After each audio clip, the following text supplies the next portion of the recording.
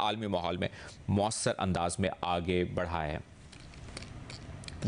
दिफाई तज़ियाकार doctor कमर चीमा साहब ने हमें ज्वाइन किया, उनसे बात करेंगे। डॉक्टर साहब, शुक्रिया आपके वक्त के लिए। यही बात कि फाइनेंशियल टाइम्स ने जो लिखा है कि फील्ड मार्शल आसिम मुनीर ने पाकिस्तान की सिफारतकारी को बदलते आलमी माहौल में मौसर अंदाज में आगे बढ़ाया है, और बरतानवी जरीदे फाइनेंशियल टाइम्स ने फील्ड मार्शल आसिम मुनीर को कसीरुल जहती खारिजा पॉलिसी का माहिर करार दिया है। क्या कहेंगे आप? बहुत शुक्रिया। देखिए, पहली बात तो ये है कि आपको थोड़ा अगर बैकग्राउंड बताऊं तो पिछले 12 साल से नरेंद्र मोदी कोशिश कर रहे हैं कि पाकिस्तान को ग्लोबली आइसोलेट किया जाए, लेकिन आप देखें कि भारत के साथ पाकिस्तान को आज एज ए मिडिल पावर के तौर पे देखा जा रहा है, और पाकिस्तान का किरदार सिर्फ साउथ एशिया की सिक्योरिटी के हवाले से नहीं देखा जा रहा, सेंट्रल एशिया में हमें इंपॉर्टेंट प्लेयर के तौर पे देखा जा रहा है, हमें मिडिल ईस्ट के अंदर इंपॉर्टेंट प्लेयर के तौर पे देखा जा रहा है। नॉर्थ अफ्रीका, अभी हाल ही में फील्ड मार्शल साहब इजिप्ट और अभी लीबिया का जो दौरा करके आए हैं, तो मैं समझता हूँ कि पाकिस्तान को के हवाले से जो दुनिया का इमेज जो चेंज हुआ है, वो मैं समझता हूँ एक मजबूत लीडरशिप,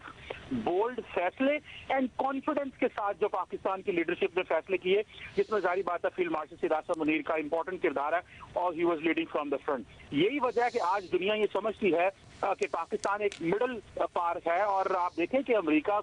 अमरीकी सदर जिनके पास अमूमन इतना टाइम नहीं होता, और वो ज्यादातर उनका जो एजेंडा है वो अमेरिकाज के हवाले से है, वो अपने ही खित्ते पे फोकस कर रहे हैं, इवन के अपने एलाइज से भी वो नहीं उस तरह करते बात, लेकिन वो पाकिस्तान का बहुत जिक्र कर रहे हैं। और खास तौर पे देखिए, मैं समझता हूँ कि फील्ड मार्शल सिराज आसिम मुनीर ने जो अमेरिका के सामने पाकिस्तान के एज एन एडवोकेट के तौर पे गए हैं और पाकिस्तान का मुकदमा लड़ा है, वो मुकदमा क्या था? वो मुकदमा ये है कि देखिए, पाकिस्तान ने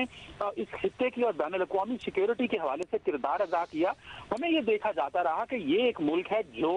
सिक्योरिटी पार्टनर है, लेकिन आज अमेरिकी सदर कह रहे हैं कि पाकिस्तान की इकोनॉमिक सिक्योरिटी पे भी फोकस होना चाहिए, जिसमें खास तौर पे आप देखें, आप रेयर अर्थ मेटल्स की बात करें, आप क्रिटिकल मिनरल्स की बात करें, आप क्रिप्टो की बात करें, आप अमेरिकन ये कह रहे हैं कि हम पाकिस्तान के अंदर जो है वो ऑयल कंपनीज भेजेंगे, और ये सारी चीजें आपको नजर आ रही हैं। अभी हाल ही में अनाउंस हुआ कि तकरीबन $2 बिलियन पाकिस्तान के रेयर अर्थ मेटल्स में इन्वेस्ट किया जाएगा। तो मैं समझता हूँ कि जो हमें सामने देखा गया है, इंटरनेशनल कम्युनिटी ने देखा है कि पाकिस्तान जो है वो किस तरह मल्टी अलाइन कर रहा है, और आप देखें कि हम किस तरह मिडिल ईस्ट,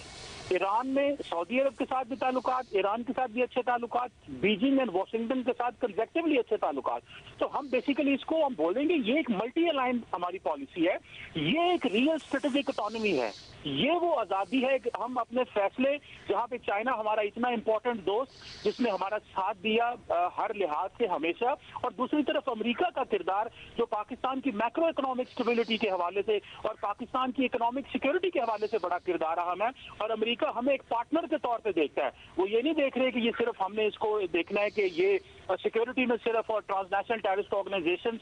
को एलिमिनेट करने में पाकिस्तान का किरदार है, जो कि दुनिया को महफूज करने में हमारा बड़ा इंपॉर्टेंट किरदार है। तो आज जो ये जो जरीदे जो लिख रहे हैं वो यही लिख रहे हैं कि एक तरफ